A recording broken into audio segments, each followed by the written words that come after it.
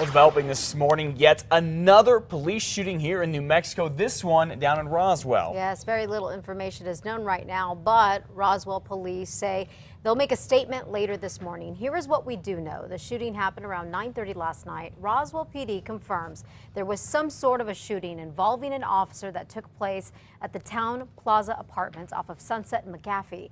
One resident who heard gunshots and sirens says this is what she heard from neighbors.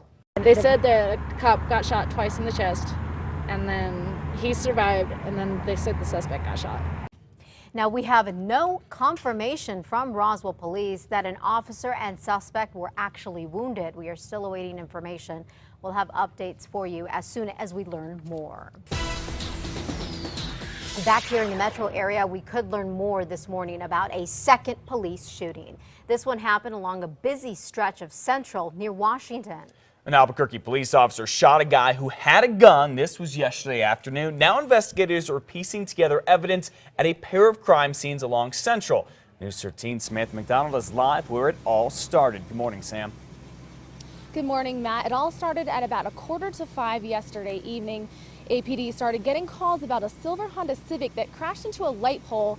And as you can see, there are still remnants of the crash here on the ground.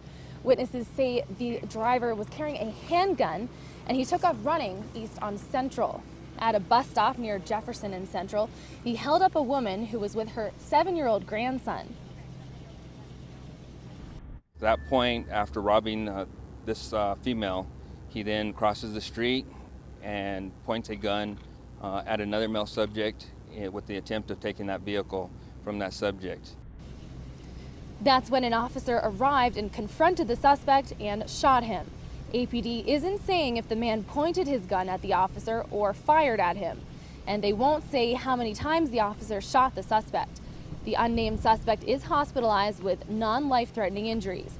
The still unidentified officer wasn't hurt. Central was shut down for about 4 hours.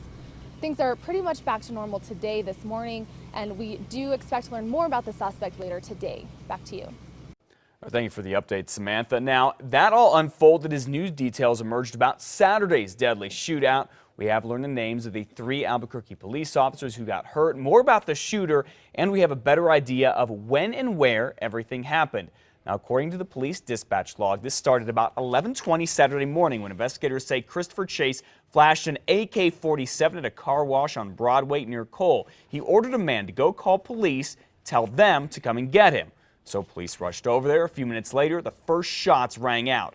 Officer Matthew Hannum here was the first officer who got shot just north of Broadway and Cole. The log shows Officer Eric Martinez was also there at the same time. He was hit by shrapnel.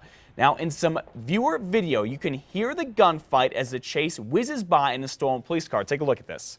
He got an AK, man. You see that? He shot at the cop. Man, you see that?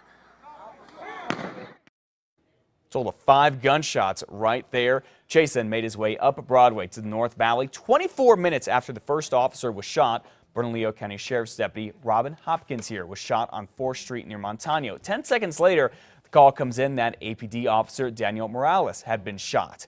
It's not clear exactly when he was hit. Now, soon after, Chase crashed into this gas station and he was found dead. The first person to call 911 during all the chaos Saturday apparently came face to face with Christopher Chase. The man wants to remain anonymous but says he was washing his car on Broadway when Chase approached him and told him to call 911. The suspect told the man that he would be waiting for police at a bus stop nearby. The man says he was shocked and that dispatchers were also puzzled. They wouldn't believe me. I told them there was a guy with camouflage and dressed as a soldier waiting for them, and they would be like waiting for us, like they don't believe me, you know, but like, when the officer showed up, they know it was real.